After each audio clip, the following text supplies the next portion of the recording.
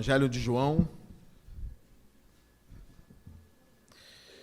capítulo 19.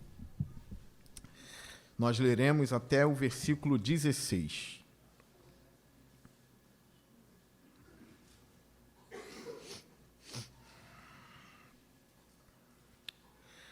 Evangelho de João, capítulo 19, do versículo 1 ao versículo 16.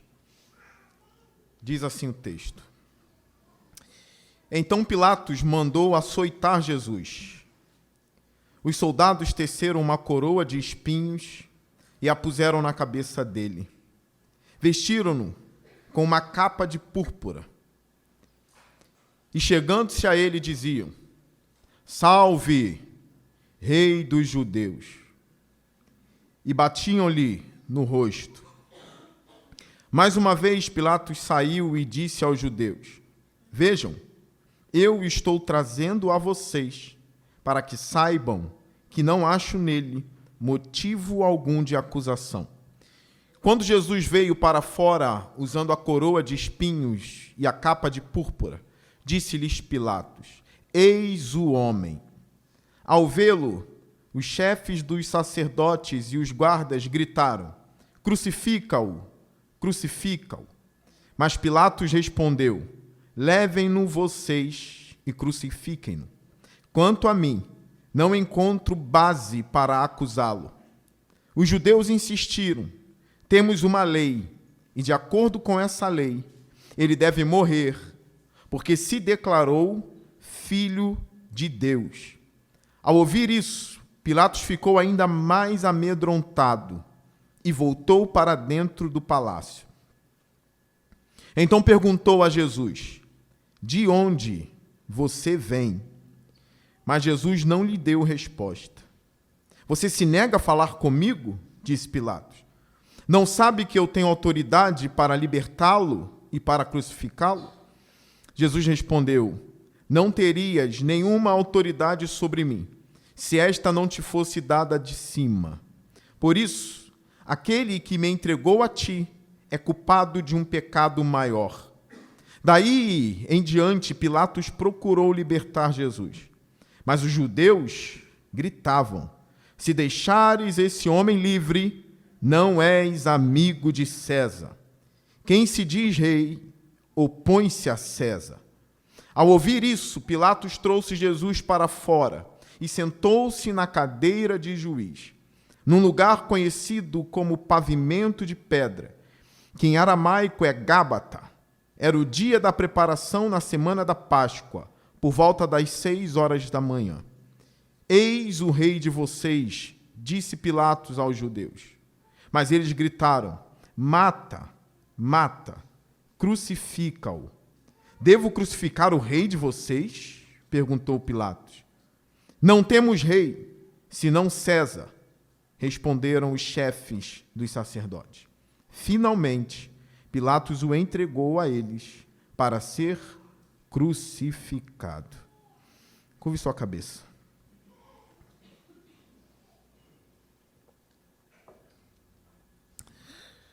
Senhor Deus, põe tuas palavras em meus lábios.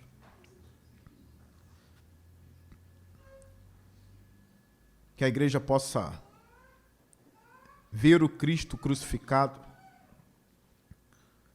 e amá-lo, e depositar nele toda a nossa confiança. Que teu Espírito, ó Deus, passeie em nossa igreja e abra os corações nessa noite.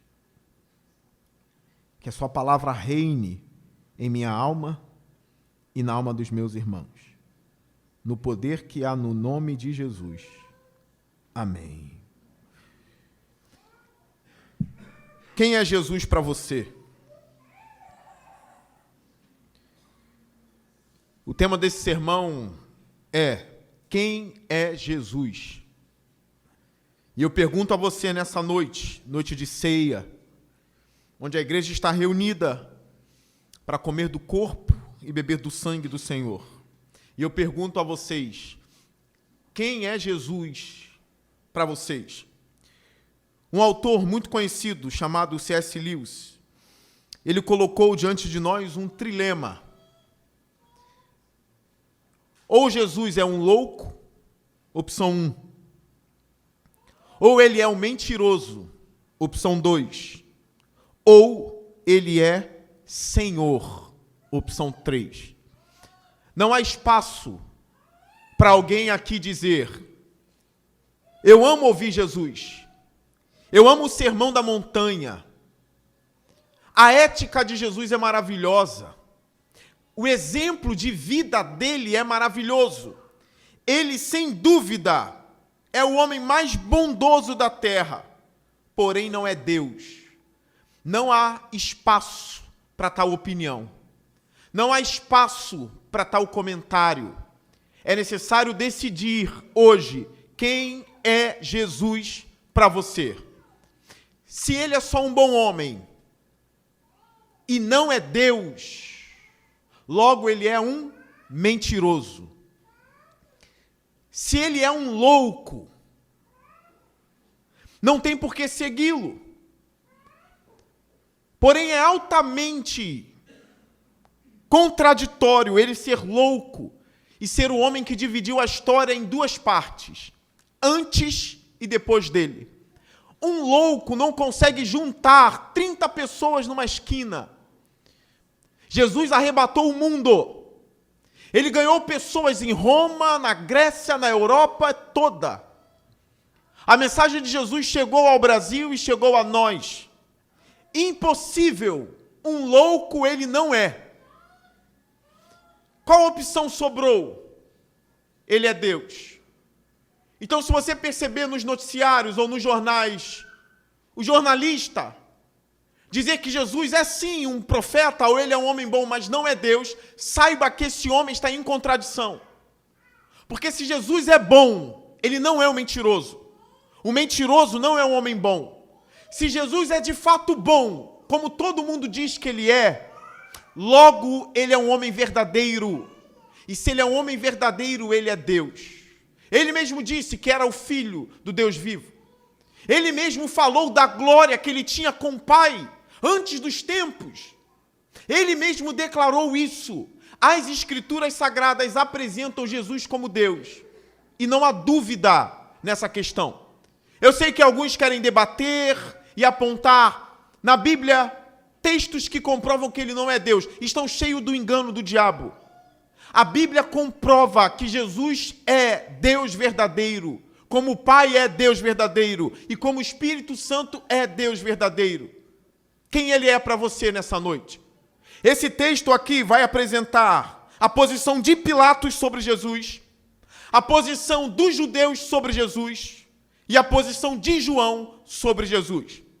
Para Pilatos, Jesus é um homem inocente, inofensivo. Essa é a posição de Pilatos. Ele não reconhece a divindade de Jesus, ele não reconhece o senhorio de Jesus.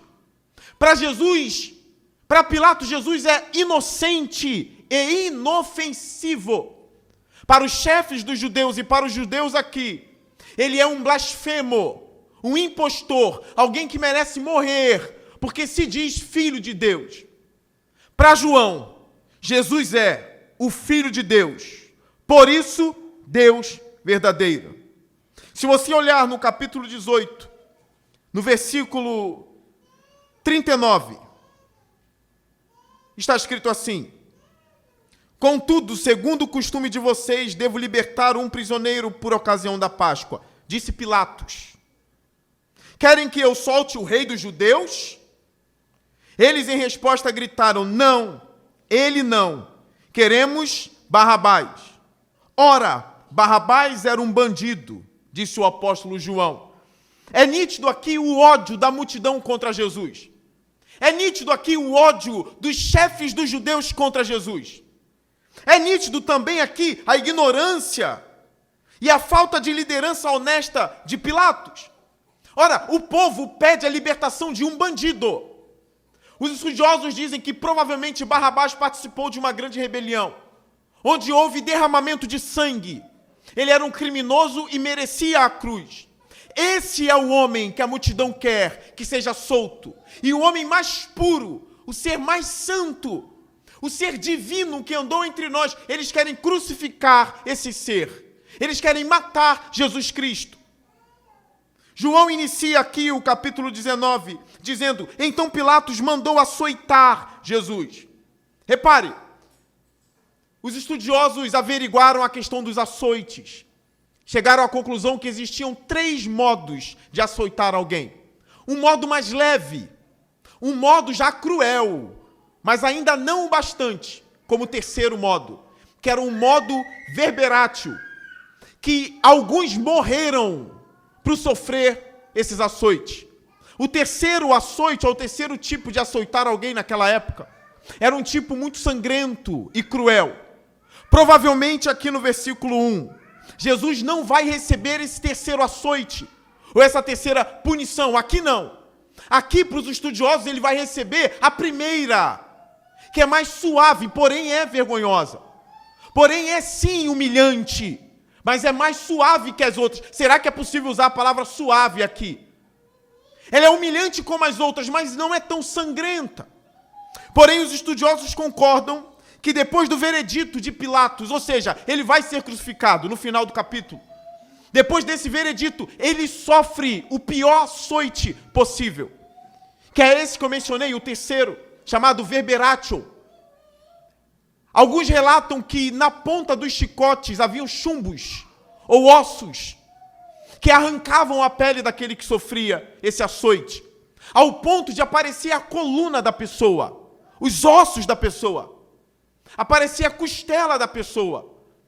E os estudiosos concordam, ele sofreu tanto o açoite mais suave, quanto o outro, que é o mais terrível, cruel e abominável.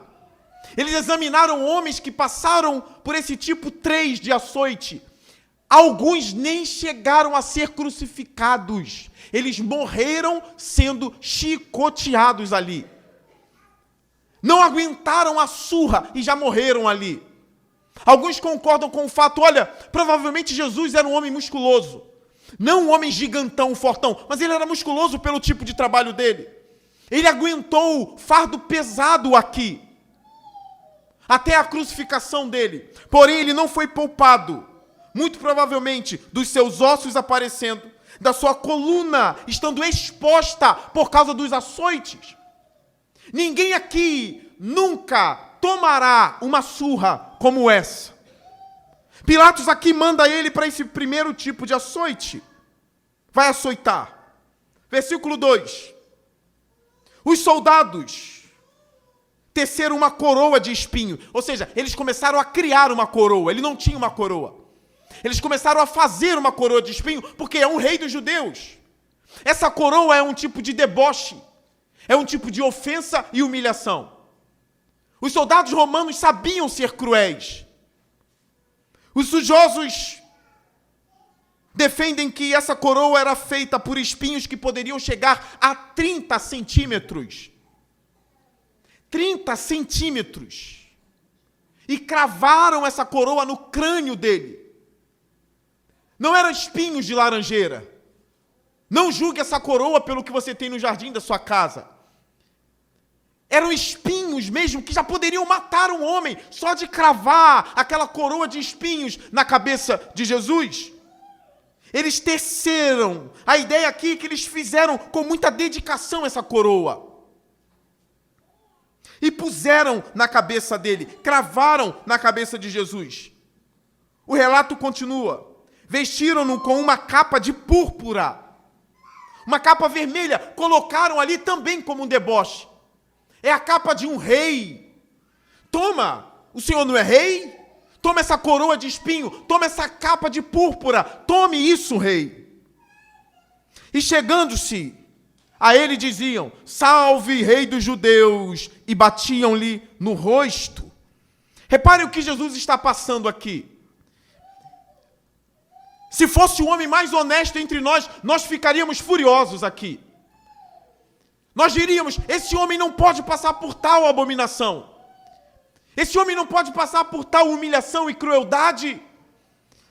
Agora imagine, quem está passando por isso é o Filho de Deus. Ele desceu da sua glória, habitou entre nós. Homem de dores, fez milagre, curou muita gente, salvou muita gente. Já passou um dia inteiro expelindo demônios de pessoas, sempre fazendo o bem.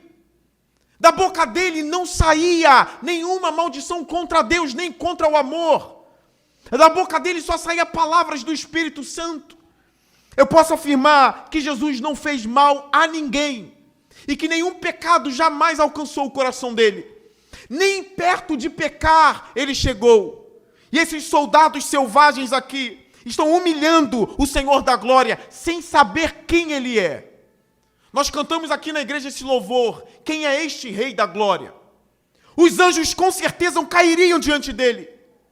Os anjos com certeza cairiam diante dele com o rosto em terra, dizendo: ele é o Senhor da glória.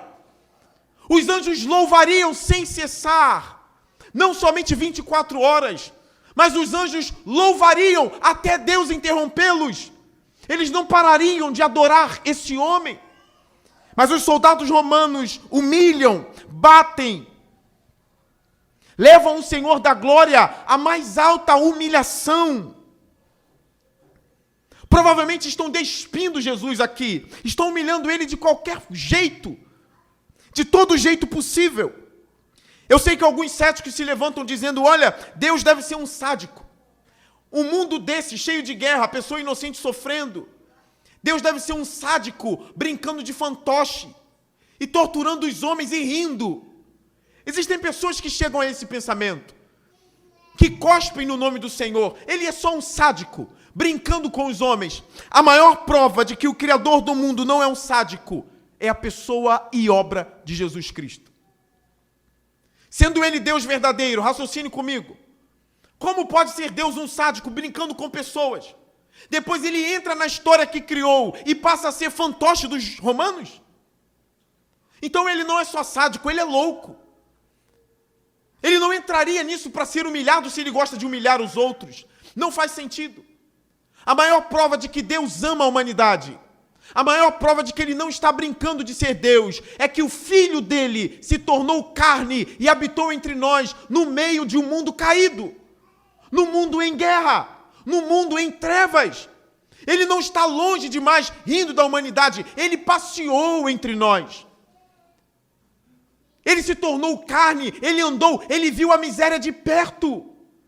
Ele chorou no enterro de um homem, um dos seus amigos. Ele viu pessoas com a mão mirrada, outros leprosos, ou pessoas leprosas. Ele viu todo tipo de calamidade que pode se ver. Ele entrou nesse mundo mal, sofreu, e aqui se tornou fantoche dos romanos. Eu já disse para essa igreja: eu só sou crente por causa do cristianismo. Nenhuma outra religião justificaria Deus, se é que eu posso usar essa palavra aqui. A única religião que mostra a bondade verdadeira de Deus é a religião da fé cristã. E eu uso aqui a palavra religião não no sentido pejorativo, mas no melhor sentido que ela pode ter. Religar o homem a Deus. A bondade de Deus está em Jesus Cristo. E aqui ele está para lá e para cá nas mãos dos soldados romanos. Versículo 4. Mais uma vez Pilatos saiu e disse aos judeus: vejam, eu estou trazendo a vocês para que saibam que não acho nele motivo algum de acusação. Quando Jesus veio para fora, usando a coroa de espinhos e a capa de púrpura, disse-lhes Pilatos: eis o homem. Esse título, eis o homem, ateus já escreveram um livro com esse título, eis o homem. Várias pessoas já escreveram livros por esse título, ou já escreveram artigos, textos, poemas, com a afirmação, eis o homem. Vamos entender por que Pilato disse isso. A ideia mais provável é que ele está mostrando para os judeus: é esse o homem que vocês temem? É isso que vocês querem matar? É isso que é um perigo para vocês? Pilatos viu um homem com uma capa de púrpura, uma coroa de espinhos, um homem que acabou de passar por um açoite, um homem inofensivo. Pilatos coloca esse homem diante da multidão e diz: é esse o homem? Essa é a ameaça? É isso que vocês querem matar? É por isso que ele apresenta Jesus assim: eis o homem. Ele está sendo irônico com os judeus. Olha o que vocês temem, é isso. Só faltou ele dizer: é esse verme que vocês temem. É um homem surrado, humilhado. Eis o homem. Mas alguns estudiosos vão dizer que João aqui, por trás da ironia de Pilatos, também está aplicando aqui um deboche contra Pilatos, ao escrever. Porque para João, no capítulo 1, ele defende claramente que o Verbo se fez homem. O Verbo se fez carne. E João está apresentando esse homem no seu evangelho. Pilatos coloca Jesus ali humilhado, inofensivo. É esse o homem? E João escrevendo está bradando: esse é o homem. Esse é o Deus encarnado. Esse é o homem. Porque ele está narrando os fatos e ao mesmo tempo escrevendo. Nós sabemos que na escrita e na pena de João estão as verdades do evangelho. Eis o homem. Eis o Deus encarnado. Versículo 6. Ao vê-lo, os chefes dos sacerdotes e os guardas gritaram: crucifica-o, crucifica-o. Mas Pilatos respondeu: levem-no vocês e crucifiquem-no. Quanto a mim, não encontro base para acusá-lo. Os judeus insistiram: temos uma lei, e de acordo com essa lei ele deve morrer, porque se declarou filho de Deus. Eles conseguiram formar aqui um argumento para matar Jesus. A nossa lei diz que todo aquele que se diz ser Deus, ou se diz Deus, ou blasfema contra o nome de Deus, deve morrer. Eles usaram o argumento: Pilatos, ele deve morrer, porque ele se fez igual a Deus. Essa era a percepção judaica. Eles sabiam que o termo filho de Deus não era qualquer coisa. Qualquer homem que se proclamasse filho de Deus, para o judeu, é alguém igual a Deus. Da mesma natureza, do mesmo poder. O que a fé cristã defende? Que Jesus é plenamente homem, homem verdadeiro, e plenamente Deus. Da mesma natureza do Pai, nem maior nem menor, coigual ao Pai.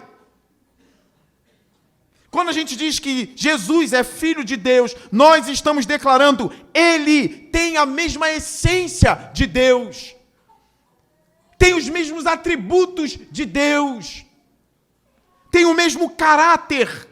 O autor de Hebreus diz que Jesus é a expressão exata do ser de Deus. Paulo escreveu nos Colossenses, no capítulo 2, no versículo 9, vai dizer que em Cristo habita corporalmente toda a plenitude da divindade. 1 João, no capítulo 5, vai dizer que Jesus é o grande Deus. Saiba que aquele homem, andando no meio de outros homens, era o Deus criador de Gênesis. É isso que nós defendemos nessa igreja. É isso que nós defendemos nesse púlpito. Quando ele está no diálogo com aquela mulher samaritana, e ela diz: eu sei que um dia o Cristo virá e nos ensinará todas as coisas. Ele diz para aquela mulher: mulher, eu sou. É uma cena emocionante. Eu fico me imaginando conversando com ele, falando com ele, e sem saber quem ele é. E depois ele se apresenta para mim dizendo: eu sou. Eu sou um daqueles que acreditam que quando Jesus usa o termo eu sou, ele está de alguma forma declarando que ele é o Deus de Moisés. É o Deus da sarça. Eu sou o Deus de Abraão, de Isaac e de Jacó. Eu sou, para mim, é um termo divino. Jesus, ele precisa ser alvo do amor da igreja. Os nossos joelhos precisam se dobrar diante do Filho de Deus. Ele merece adoração. Eu lembro do diálogo dele com o diabo, no deserto. Quando o diabo pede adoração, e lembre-se disso, o diabo quer adoração. O diabo quer adoração. Ele quer que você se prostre a Ele. Ele faz promessas. Ele mente. Ele é a serpente que engana.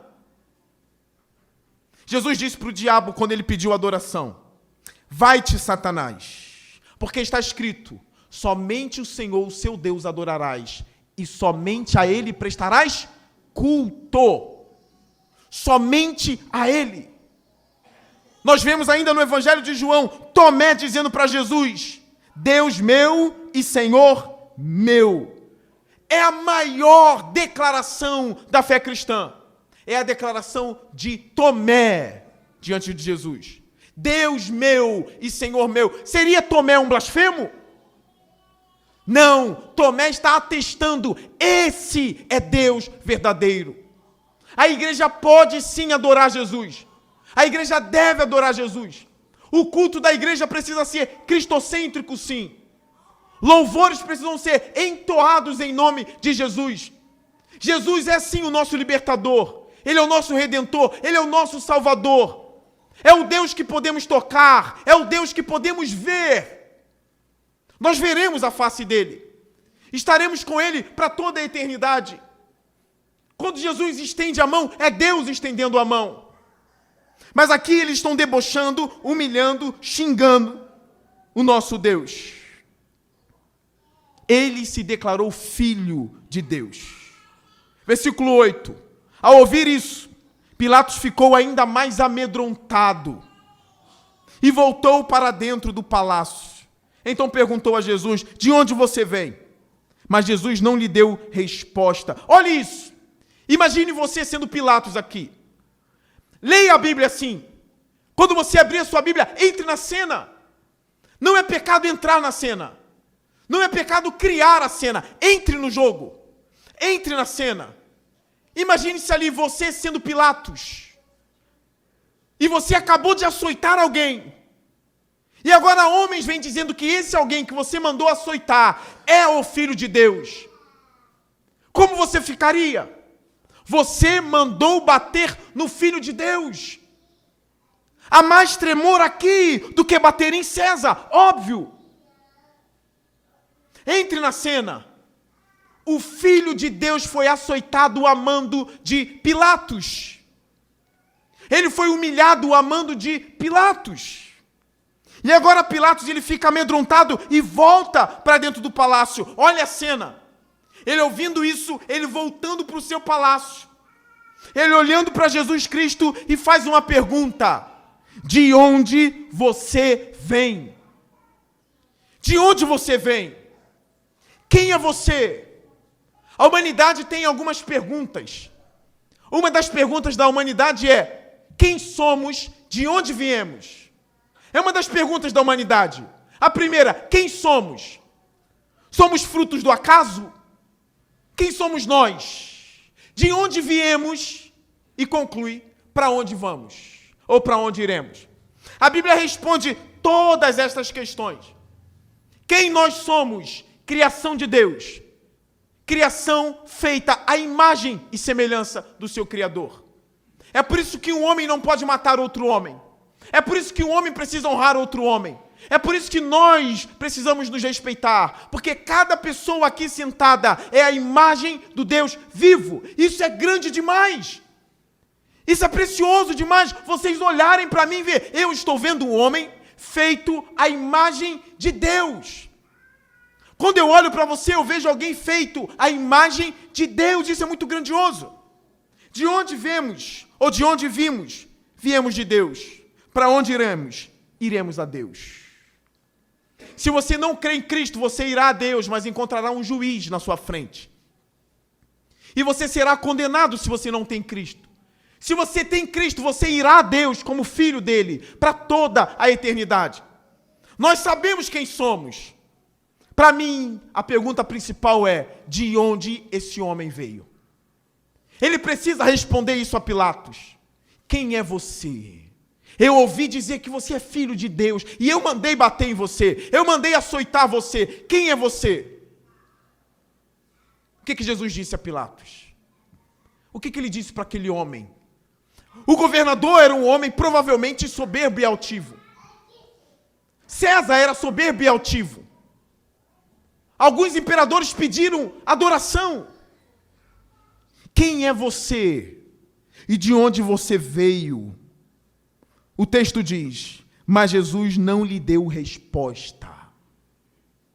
Jesus não lhe deu nenhuma resposta. O Evangelho conta uma cena. Estava Jesus e os seus discípulos. E Jesus perguntou para eles, agora é Jesus perguntando, quem dizem que eu sou? O povo está dizendo que eu sou quem? Aí os apóstolos disseram, alguns dizem que o Senhor é um profeta.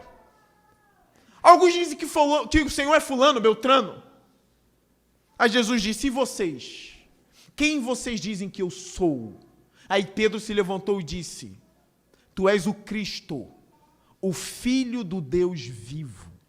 A resposta de Jesus para Pedro é, não foi carne e sangue que te revelou, mas o meu Pai te revelou. Deus comunicou ao coração de Pedro quem era Jesus. E Deus se silenciou diante de Pilatos. Você não saberá.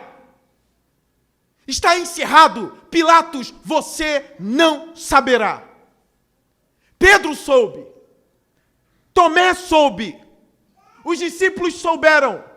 Pela graça de Deus, eu sei quem Ele é.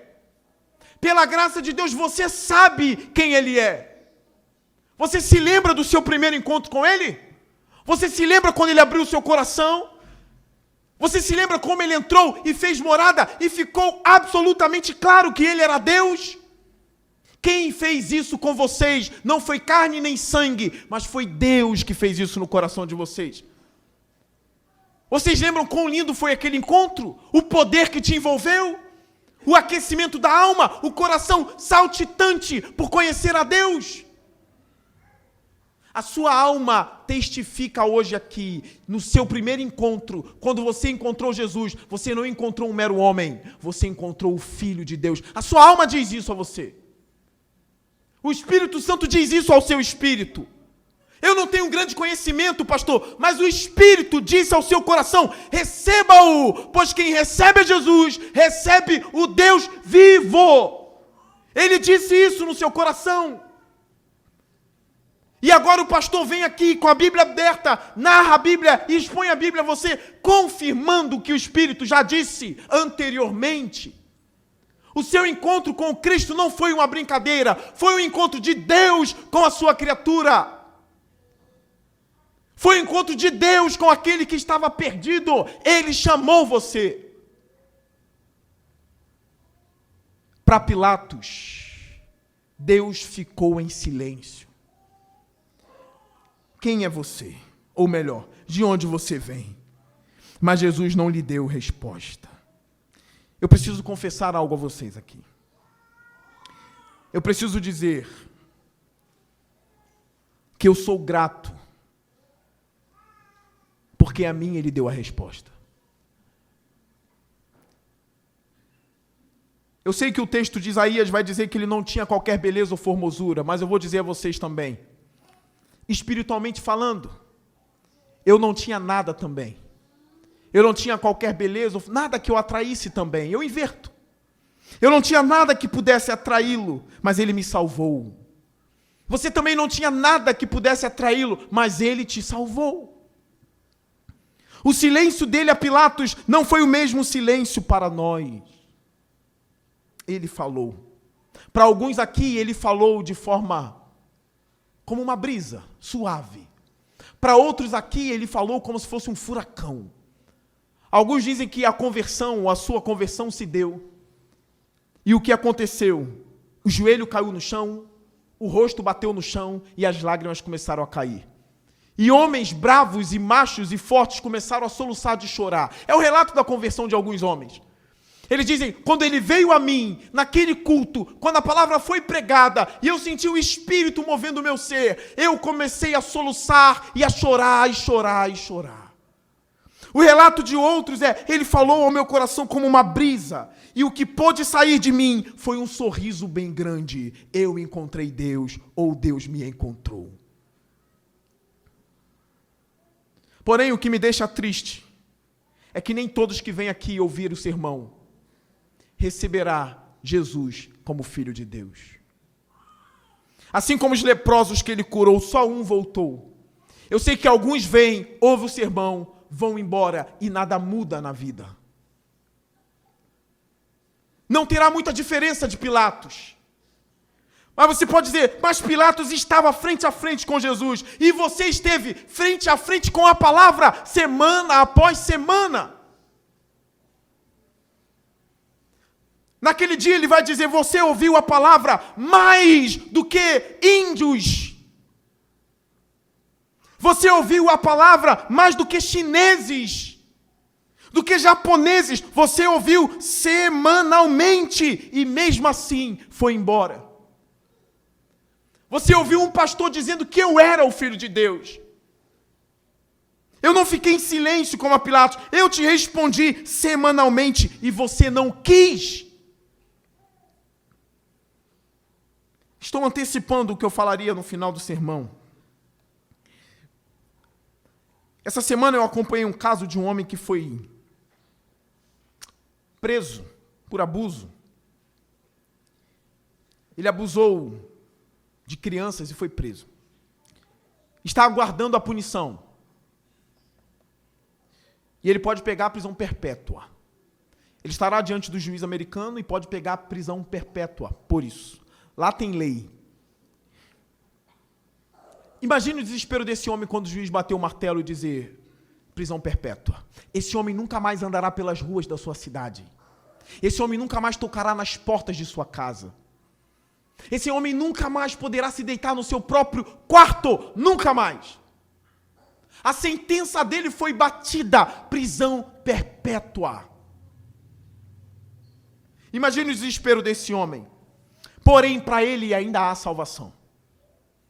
Ele pode pregar prisão perpétua aqui e ir para a glória se arrepender dos seus pecados e receber Jesus. Não ache vocês que no dia de Jesus Cristo, no dia do trono branco, não pense que não haverá desespero.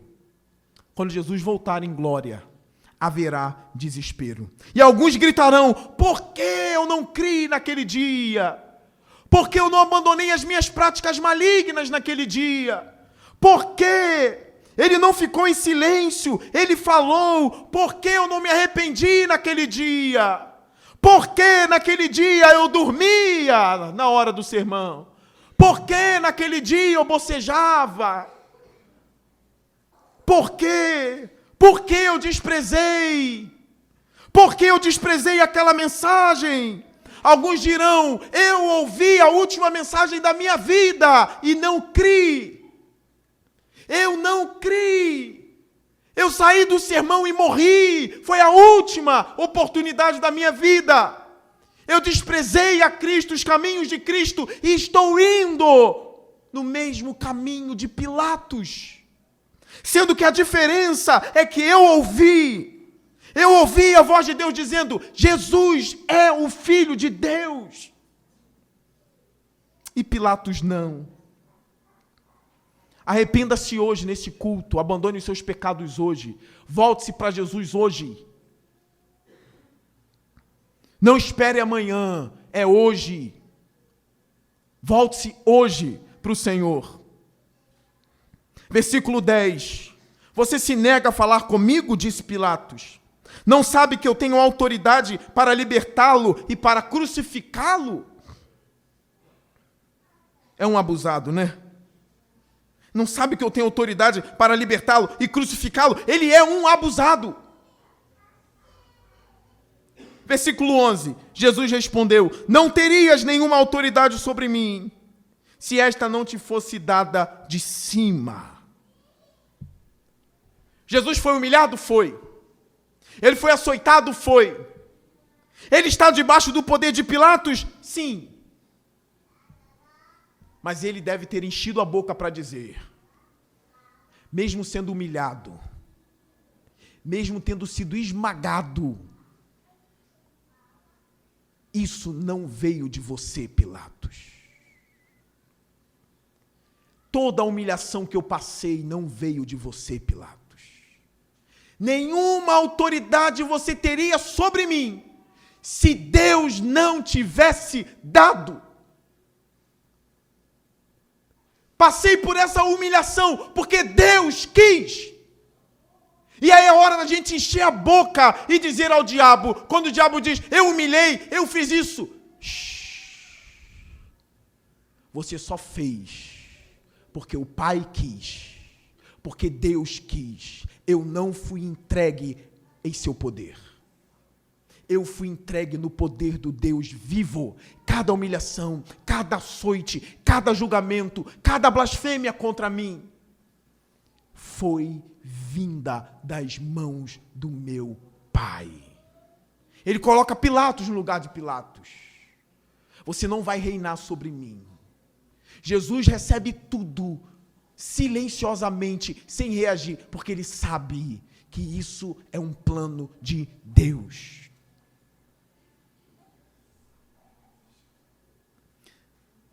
Deus está controlando a história.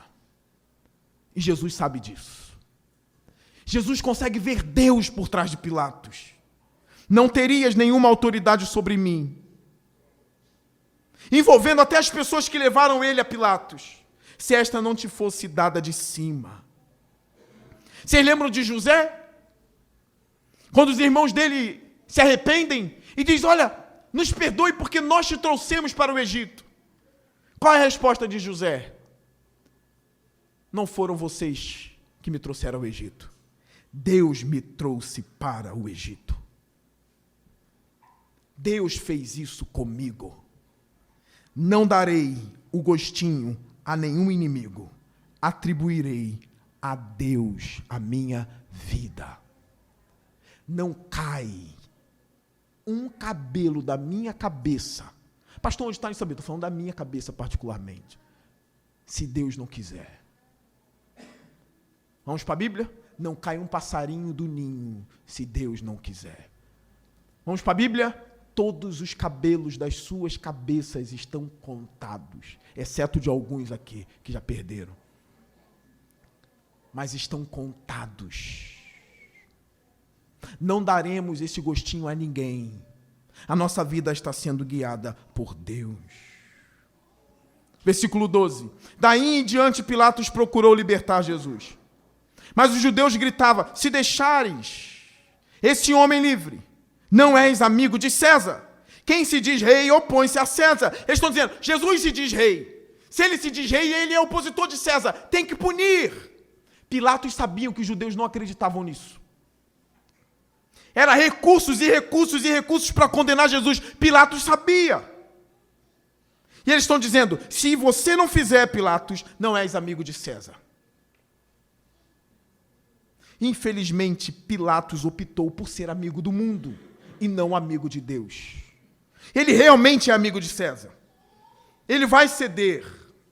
Versículo 13. Ao ouvir isso, Pilatos trouxe Jesus para fora e sentou-se na cadeira de juiz, num lugar conhecido como pavimento de pedra, que em aramaico é Gábata. Era o dia da preparação da Páscoa, por volta das 6 horas da manhã. Eis o rei de vocês, disse Pilatos aos judeus. Mas eles gritaram, mata, mata, crucifica-o. Olha, o texto não diz, é inferência minha.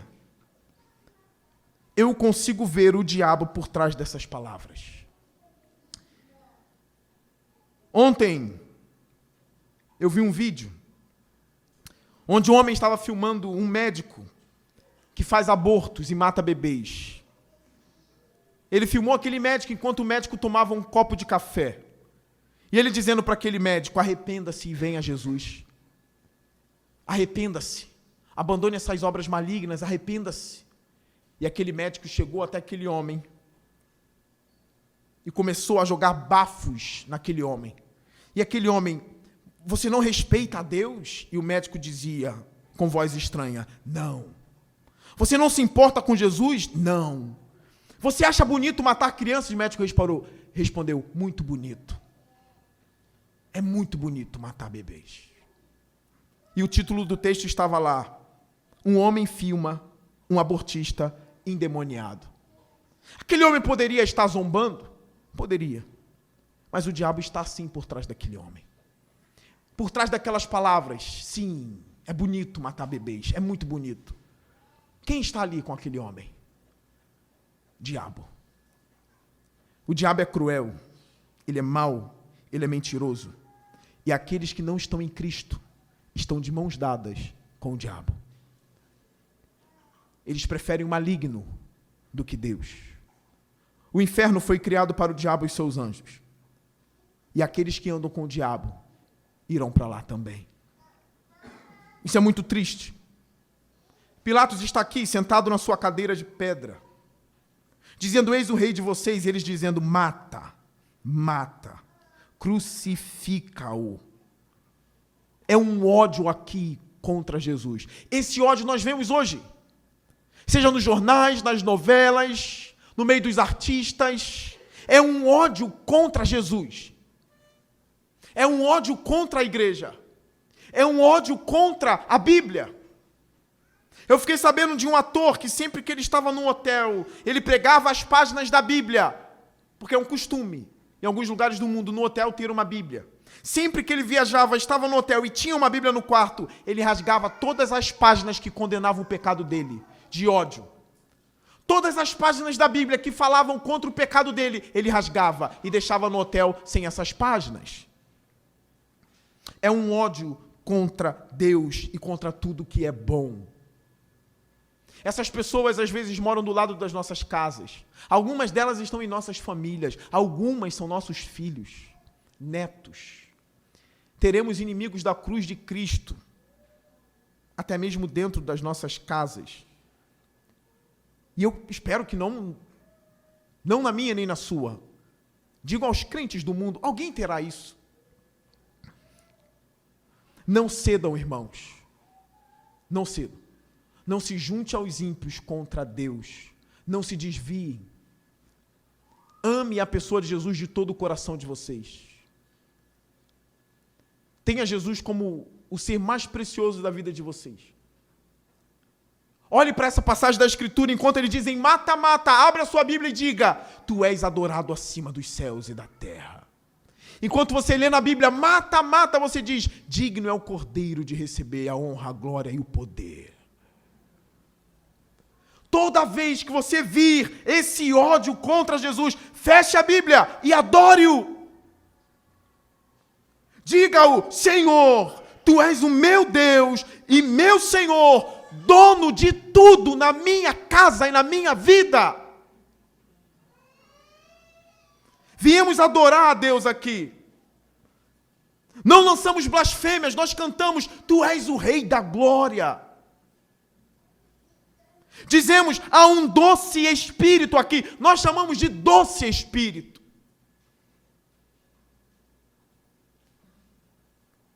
Precisamos proclamar o Evangelho. Precisamos pregar a palavra. Homens que odeiam Jesus passará a amá-lo pela pregação da palavra.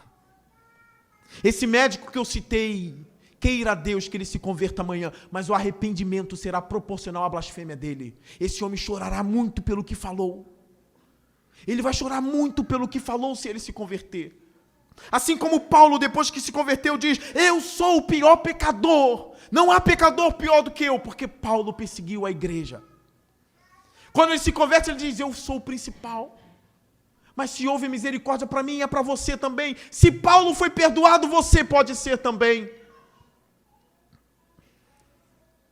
Alguns dizem: há espaço no colo de Deus para mim? Há espaço para você. Mas ele perdoa o meu pecado, ele te perdoa de todo o pecado. Irmãos, eu preciso dizer algo aqui.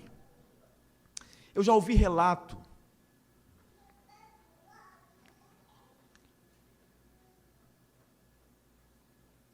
de gente que praticava imoralidades sexuais olhando para o crucifixo. O crucifixo é uma cruz com Jesus pendurado. Alguns adoram isso, mas a gente sabe que é uma arte, uma obra de arte, do que aconteceu na história. E alguns faziam imoralidade olhando para aquilo ali. Pastor, existe isso? Existe coisa muito pior. E alguns brincando de ser crente. Alguns desprezando o culto ao Senhor. Está muito calor, não vai para a igreja. Está muito frio, não vai para a igreja. Está chovendo, não vou para a igreja. Enquanto alguns, ao olharem para a pessoa de Jesus Cristo, praticam imoralidade com blasfêmia, os crentes estão deixando de cultuar a Ele. As igrejas precisam voltar a ficar cheias. Precisamos voltar a amar os cultos. Precisamos voltar a cantar os louvores na hora que eles são entoados e não ficar mudo. Tem gente dizendo, ainda bem que aquele homem desprezível morreu numa cruz. E você diz o quê? Nem no culto você canta. Alguns, diante da palavra, da pregação da palavra, não têm a menor reverência. É óbvio que eu não me refiro às criancinhas. Óbvio que não. Óbvio que não. Elas são amadas e podem rolar no chão à vontade.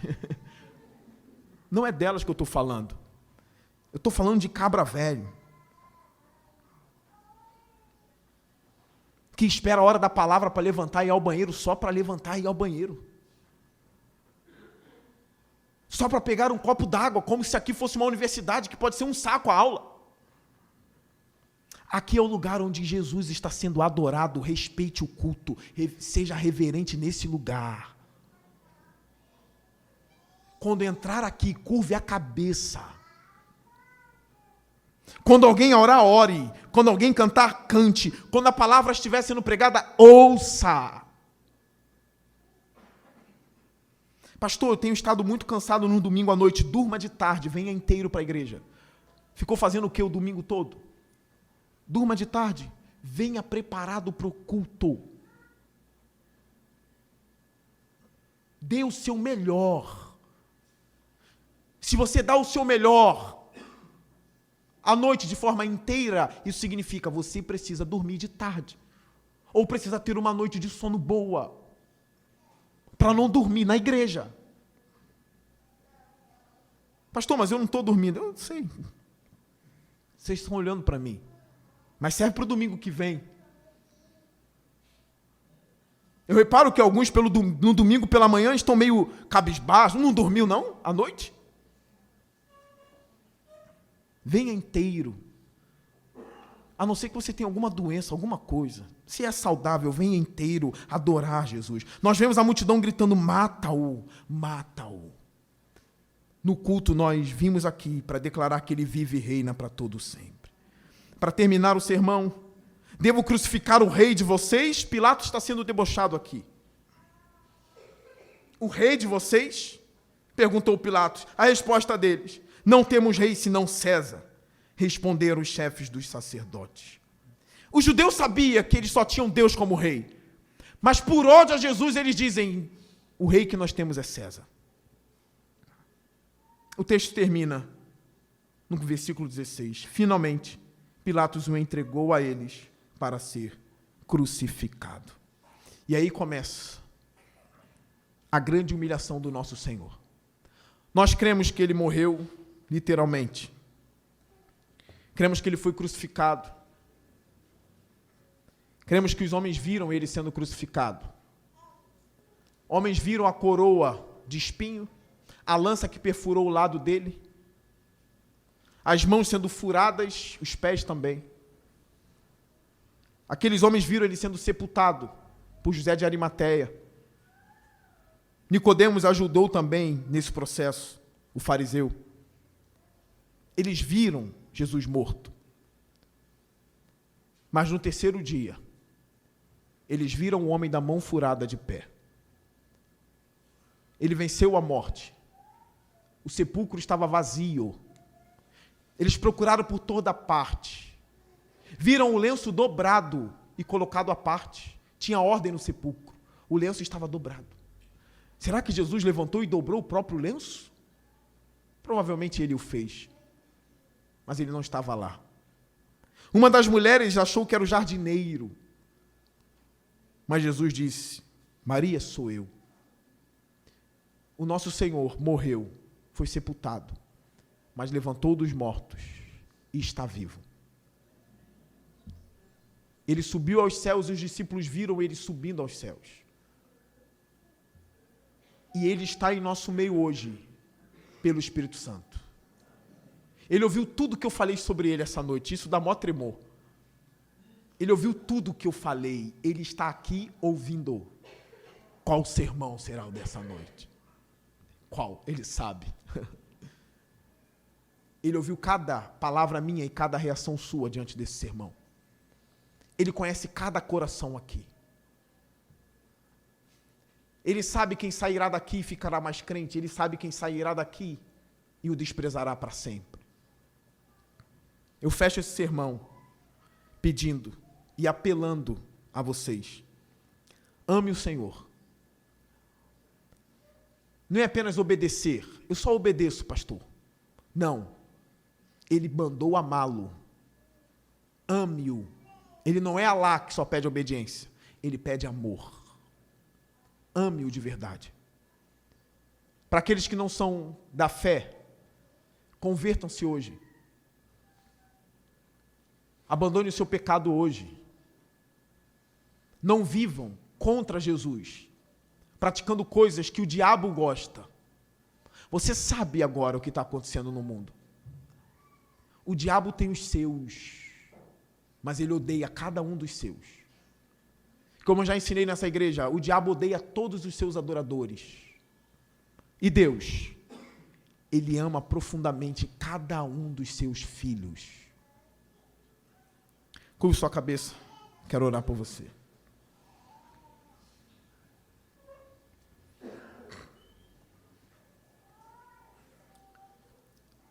Senhor Deus, que haja perdão de pecados nessa noite. Que a gente se torne adoradores mais profundos.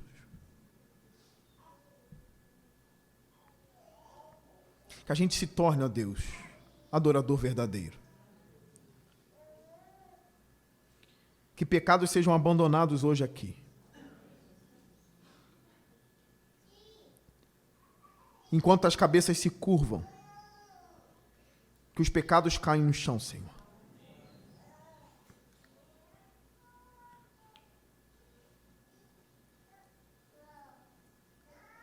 Guarda-nos, ó Deus, do maligno. Há poder no nome de Jesus. Nós queremos cear agora. Abençoe esse pão, Senhor. Abençoe esse cálice.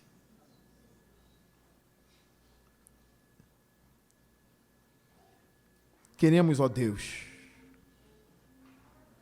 comer e ter a nossa mente edificada por Ti.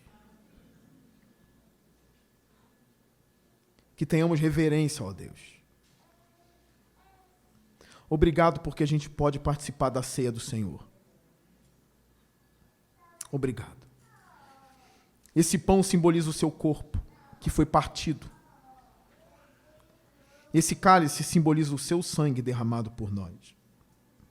É o cálice da nova aliança. Permita-nos cear. Em nome de Jesus, Pai. Amém.